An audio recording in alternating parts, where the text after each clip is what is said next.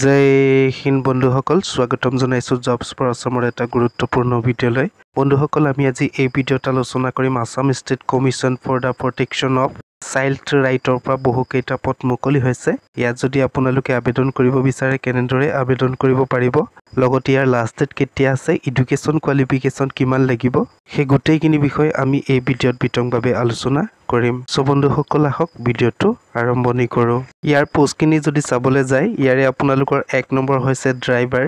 ইয়াৰ যদি education qualification যদি চাবলৈ যায়, আপোনালোকে ইয়াত মেট্ৰিক পাছ কৰিব লাগিব। যদি আপোনালোকে চিম্পল মেট্ৰিক পাছ কৰে, লগতে ভেলিড LMB ড্ৰাইভিং লাইচেঞ্চ থাকে, লাইট মটৰ ভেহিকেল 2 চকীয়া যদি ড্ৰাইভিং লাইচেঞ্চ থাকে, তেতিয়াহ'লে আপোনালোকে ইয়াত আবেদন কৰিব নোৱাৰিব। লগতে ইয়াত প্ৰতি মাহৰ দৰমহা যদি চাবলৈ যায়, 15,000 টকা আপোনালোকৰ পাৰ মান্থ দৰমহা ফিক্স চেলাৰী দিয়া হ'ব। লগতে ইয়াৰ যদি বয়সৰ সীমা যদি চাবলৈ যায়, 18 বছৰ বয়সৰ পৰা 40 বছৰ বয়সৰ ভিতৰত আপোনালোকৰ বয়স হয় আবেদন জনাব পাৰিব। লগতে ইয়াত এজ ৰিলিজিবল দিয়া আছে। যদি আপোনালোকৰ OBC MOBC হয় 3 বছৰ ৰিলিজিবল দিয়া আছে। SC ST কেণ্ডিডেট হয় 5 বছৰ ৰিলিজিবল দিয়া আছে। ছাৰ্ভিচমেন যদি হয় আপোনালোকৰ 2 বছৰ। PWD যদি হয় আপোনালোকৰ 9 বছৰ ৰিলিজিবল দিয়া হৈছে। লগতে যদি ইয়াত আপোনালোকে আবেদন কৰিব বিচাৰে, ইয়াৰে আপোনালোকৰ চিটিজেনশ্বিপ হ'ব লাগিব। মাষ্ট বি আপোনালোকে ইণ্ডিয়ান চিটিজেনশ্বিপ হ'ব লাগিব। যদি আপোনালোকে ভাৰতীয় নাগৰিক হয়, তেতিয়াহে ইয়াত আবেদন জনাব পাৰিব। লগতে ইয়াত আপোনালোকৰ কণ্ডিশ্যন দিয়া আছে। যদি আপোনালোকৰ মিনিমাম 3 বছৰ ড্ৰাইভিং এক্সপিৰিয়েঞ্চ যদি থাকে, তেতিয়াহে আপোনালোকে ইয়াত আবেদন জনাব পাৰিব। 3 বছৰ আপোনালোকৰ গাড়ী চলোৱাৰ অভিজ্ঞতা, আপোনালোকে গাড়ী চলাব লাগিব, তেতিয়াহে আবেদন জনাব পাৰিব। লগতে বন্ধুসকল, ইয়াত যদি আপোনালোকে নিযুক্তি হয়, ড্ৰাইভাৰত আপোনালোকৰ ফুৰলি কণ্টেক্সুৱেল বেচিছ বা আপোনালোকৰ টেম্পৰালি বেচিছত 11 মাহৰ কাৰণে যুক্তি দিয়া হ'ব।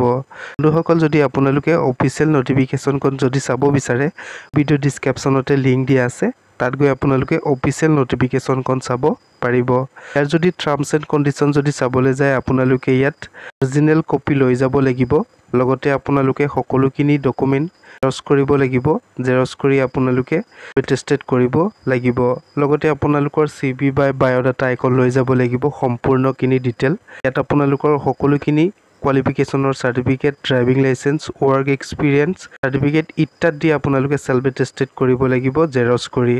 লগতে যদি আপোনালোকে ইয়াত ইণ্টাৰভিউত বহিব বিচাৰে, তেতিয়াহ'লে আপোনালোকৰ ইণ্টাৰভিউ অনুষ্ঠিত কৰা হ'ব 22 আগষ্ট 2024 তাৰিখৰ ৰাতিপুৱা 10:30 বজাৰ পৰা বিয়লি 4 বজাৰ পৰ্যন্তলৈকে আপোনালোকৰ এক্সাম অনুষ্ঠিত কৰা হ'ব।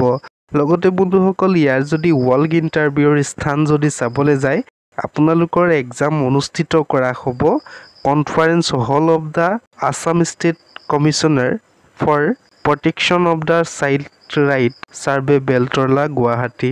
বন্ধুসকল, সেই স্থানত আপোনালোকে উপস্থিত হৈ ৱাল্ক ইণ্টাৰভিউত বহিব পাৰিব। লগতে বন্ধুসকল, যদি আপোনালোকে বায়'ডাটাখন যদি ডাউনলোড কৰিব বিচাৰে বা প্ৰিণ্ট কৰিব বিচাৰে, মোৰ ভিডিঅ' ডিছক্ৰিপশ্যনতে বায়'ডাটা বুলি দিয়া আছে, তাত গৈ আপোনালোকে বায়'ডাটাখন বনাব পাৰিব বা আপোনালোকে প্ৰিণ্ট কৰিব পাৰিব।